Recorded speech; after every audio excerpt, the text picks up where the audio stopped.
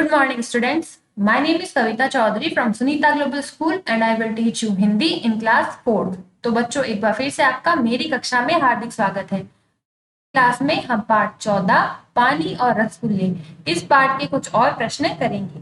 जैसा कि आपको पता ही है, पिछली क्लास में हमने इस पाठ के 2 प्रश्न किए थे। प्रश्न 1, उचित विकल्प पर राइट का निशान लगाओ, और प्रश्न 2, निम्नलिखित प्रश्नों के उत्तर दो। इसके मौखिक 4 प्रश्न पूछे गए थे, वो प्रश्न हमने पिछली क्लास में किए थे। तो आज की क्लास में प्रश्न करने से पहले पिछली क्लास में हमने कौन कौन से प्रश्न किए थे एक बार फिर से देख लेते हैं। तो पिछली क्लास में हमने प्रश्न 1 किया था। प्रश्न 1 क्या था? कक्षा कार्य में पाठ को समझे, उचित विकल्प पर राइट का निशान लगाओ। का प्रश्न भैया मुन्नू के लिए क्या लाने वाले थे? लड्डू, रसगुल्ले या फिर बर्फी? तो इसका सही उत्तर है रसगुल्ले। तो रसगुल्ले के आगे हमें राइट का निशान लगाना था। उसके बाद ख है, मुन्नू ने क्या बंद नहीं किया था? पंखा, हीटर या फिर नल? तो मुन्नू ने नल बंद नहीं किया था। उसके बाद एक लाइन छोड़ करके ग प्रश्न, भैया ने पानी को क्या बताया? राष्ट्रीय धन, राष्ट्रीय आपदा या फिर राष्ट्रीय बहस? तो इसका सही उत्तर है राष्ट्रीय धन। भैया ने पानी को राष्ट्रीय धन बताया था। उसके बाद 1 लाइन लीव करके यानी एक लाइन को छोड़कर प्रश्न 2 लिखना था। निम्नलिखित प्रश्नों के उत्तर दो। मौखिक प्रश्न, भैया के रसगुल्ले लाने पर मुन्नू क्या गा रहा था? तो हम उत्तर में लिखेंगे, भैया के रसगुल्ले लाने पर मुन्नू गा रहा था, बड़े भले हैं मेरे भैया बल्ले बल्ले। उसके बाद ख प्रश्न, यदि एक नल प्रतिदिन 1 घंटा खुला रहे तो कितना पानी बह जाएगा? तो हमने उत्तर लिखा था कि यदि एक नल प्रतिदिन 1 घंटा खुला रहे तो वर्ष भर में 15,000 गैलन पानी बह जाएगा।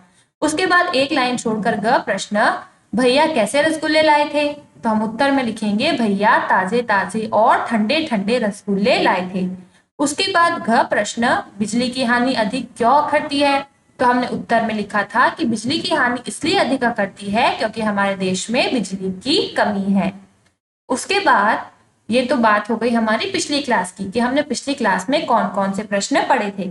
आज की क्लास में हम पढ़ेंगे जो लिखित प्रश्न है वो प्रश्न, क प्रश्न, ख प्रश्न, ग, घ और ड़। तो 5 प्रश्न जो है वो हम आज की क्लास में पढ़ेंगे। लिखित का क प्रश्न, भैया ने पानी बर्बाद करने को राष्ट्रीय अपराध क्यों कहा? यानी जब मुन्नू ने पानी को बर्बाद किया था तब भैया ने समझाने के लिए उसे राष्ट्रीय ऐसा क्यों कहा कि पानी को बर्बाद करना राष्ट्रीय अपराध है? तो वो उत्तर हमें लिखना है। तो हम लिखेंगे कि भैया ने पानी बर्बाद करने को राष्ट्रीय अपराध इसलिए कहा क्योंकि पानी हमारा राष्ट्रीय धन है। राष्ट्रीय धन यानी राष्ट्र का धन है, देश का धन है। इसके कम और अधिक होने से देश की आर्थिक स्थिति पर प्रभाव पड़ता है, इसलिए भैया ने पानी को बर्बाद करने को क्या कहा? राष्ट्रीय अपराध कहा। एक बार फिर से देखो, भैया ने पानी बर्बाद करने को राष्ट्रीय अपराध इसलिए कहा क्योंकि पानी हमारा राष्ट्रीय धन है। इसके कम और अधिक होने से देश की आर्थिक स्थिति पर प्रभाव पड़ता है। जैसे कि मैंने आपको एक उदाहरण से बताया था कि पानी बर्बाद होगा और उसको चढ़ाने के लिए बिजली लगती है, तो बिजली बर्बाद होगी तो जो धोबी है वो कोयले का इस्तेमाल करेगा, और जब धोबी कोयले का इस्तेमाल करेगा तो किसान को कोयला नहीं मिलेगा, और किसान को कोयला नहीं मिलेगा तो वो गोबर का इस्तेमाल करेगा, और जो गोबर किसको जाना चाहिए? फसलों को देना चाहिए, वो ऐसे ही जल जाता है। तो इस तरह से क्या हो गया? पानी को बर्बाद करना एक राष्ट्रीय अपराध हो गया। उसके बाद प्रश्न ख, पानी यमुना से घर तक कैसे पहुंचाया जाता है? यानी यमुना नदी से घर तक, हमारे घर तक नहीं है, जैसे कि मुन्नू था है ना, तो मुन्नू के घर तक जो है पानी यमुना से कैसे घर तक पहुंचाया जाता है? तो हम उत्तर लिखेंगे, बिजली की मशीनों द्वारा यमुना से पानी नलों में चढ़ाकर घरों तक पहुंचाया जाता है। तो जो बिजली की मशीनें होती है उससे क्या किया जाता है? पानी को खींचा जाता है, और इस तरह से घरों में जो नली लगी होती है उसमें पानी चढ़ाकर पहुंचाया जाता है। उसके बाद ग प्रश्न, 10 यूनिट बिजली से क्या क्या काम हो सकता है? यानी जो 10 यूनिट बिजली होती है, यूनिट क्या होती है? बिजली को मापने की इकाई।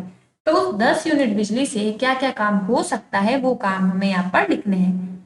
तो हम लिखेंगे, 10 यूनिट बिजली से 600 प्याले चाय का पानी गर्म हो सकता है, यानी 600 कितने हो गए 600, 600, तो इतना हम पानी गर्म कर सकते हैं। या फिर 480 कपड़ों पर इस्त्री हो सकती है, 480 यानी 480 कपड़े, ठीक है। इतने कपड़ों पर क्या हो सकती है, इस्त्री हो सकती है, 480 क्लोथ्स पर। 480 कितना हो गया, जैसे मैंने आपको चैप्टर में भी बताया था, 480 होता है 480, और 600 कितना होता है 600। तो इतने तो हम चाय का पानी गर्म कर सकते हैं इतनी बिजली से, और साथ ही साथ 480 कपड़ों पर इस्त्री यानी प्रेस भी कर सकते हैं। उसके बाद अगला प्रश्न है प्रश्न घ। प्रश्न घ क्या पूछा है, बिजली नष्ट करके हम देश के उत्पादन को कैसे रोकते हैं। यानी हम जो बिजली नष्ट करते हैं, उस बिजली को नष्ट करके हम देश का उत्पादन जो है कैसे रोकते हैं। तो हम क्या लिखेंगे उत्तर में, जैसे अभी मैंने आपको बताया था, जो बिजली हमने नष्ट कर दी उसकी जगह धोबी ने कोयले का प्रयोग किया। यानी हमने कैसे बिजली नष्ट की, क्योंकि बिजली को का इस्तेमाल किया जाता है पानी चढ़ाने में, पानी हमने व्यर्थ बहा दिया तो बिजली नष्ट हो गई। उसकी जगह धोबी ने कोयले का प्रयोग किया, धोबी को बिजली नहीं मिली तो उसने कोयले का इस्तेमाल किया। यदि यह कोयला बचता तो किसान गोबर का प्रयोग ना करता। यानी किसान को जलाने के लिए कोयला मिल जाता तो उसे गोबर का इस्तेमाल नहीं करना पड़ता, और उसे खेतों में डालकर अधिक अन्न उपज जाता, और गोबर से खाद बनती, ठीक है, ऑर्गेनिक खाद। तो वो क्या करता, उसको खेतों में डालता, और अधिक से अधिक क्या होता, अन्न होता, अन्न उपजता। इस प्रकार हम बिजली को नष्ट करके देश के का उत्पादन रोकते हैं। तो कैसे रोकते हैं, एक बार फिर से देखो, जो बिजली हमने नष्ट कर दी उसकी जगह धोबी ने कोयले का प्रयोग किया। यदि यह कोयला बचता तो किसान गोबर का प्रयोग ना करता, और उसे खेतों में डालकर अधिक अन्न उपजाता। इस तरह हम बिजली को नष्ट करके देश का उत्पादन रोकते हैं। उसके बाद ड प्रश्न है, जल ही जीवन है, इस विषय पर 2 पंक्तियां लिखो। यानी हमने ये कविता में भी पंक्ति पढ़ी थी कि जल ही जीवन है, यानी जल होगा तो जीवन होगा। इस विषय पर आपको 2 पंक्तियां यानी 2 लाइन्स लिखनी है। तो हम क्या लिखेंगे, देखो, जल ही जीवन है अर्थात जल के बिना हम जिंदा नहीं रह सकते। पीने के अतिरिक्त खाना बनाना, नहाना, धोना आदि कार्य जल के बिना नहीं हो सकते। जैसे हम सुबह ही उठते हैं, हमें पानी की जरूरत पड़ती है, ब्रश करने के लिए, नहाने के लिए, कपड़े धोने के लिए, खाना बनाने के लिए, पूरी तरीके से हमें पानी पर निर्भर रहना पड़ता है। इसलिए पानी के बिना कोई भी काम नहीं हो सकता, जल के बिना कोई भी कार्य नहीं हो सकता। ठीक है, तो आज की क्लास में मैं सिर्फ आपको 5 प्रश्न ही कराऊंगी, क्योंकि एक दिन में आप इतने ही प्रश्न कर सकते हो और ये प्रश्न थोड़े बड़े भी हैं, इसलिए मैं आपको इतना ही काम कराऊंगी। तो एक बार फिर से देख लो कि आज की क्लास में हमने कौन कौन से प्रश्न किए और इन्हें किस तरह से अपनी कॉपी में करना है। तो पिछली क्लास में हमने ये वाले प्रश्न किए थे, मौखिक प्रश्न। अब आपको उसी के नीचे एक लाइन छोड़कर कक्षा कार्य लिखना है, आज की दिनांक लगानी है और हेडिंग लिखनी है लिखित। का प्रश्न लिखना है कि भैया ने पानी बर्बाद करने को राष्ट्रीय अपराध क्यों कहा। तो उत्तर हम लिखेंगे कि भैया ने पानी बर्बाद करने को राष्ट्रीय अपराध इसलिए कहा क्योंकि पानी हमारा राष्ट्रीय धन है, इसके कम और अधिक होने से देश की आर्थिक स्थिति पर प्रभाव पड़ता है।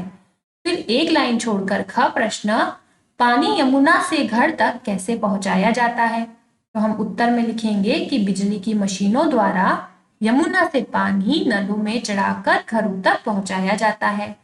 उसके बाद एक लाइन छोड़कर ग प्रश्न लिखना, 10 यूनिट बिजली से क्या क्या काम हो सकता है। तो हम लिखेंगे कि 10 यूनिट बिजली से 600 प्याले चाय का पानी गर्म हो सकता है, या फिर 480 कपड़ों पर इस्त्री हो सकती है यानी प्रेस हो सकती है। फिर एक लाइन छोड़कर घ प्रश्न लिखेंगे कि बिजली नष्ट करके हम देश के उत्पादन को कैसे रोकते हैं। तो उत्तर हमने क्या लिखा कि जो बिजली हमने नष्ट कर दी उसके जगह धोबी ने कोयले का प्रयोग किया। यदि यह कोयला बचता तो किसान गोबर का प्रयोग ना करता और उसे खेतों में डालकर अधिक अन्न उपजाता। इस तरह हम बिजली को नष्ट करके देश का उत्पादन रोकते हैं।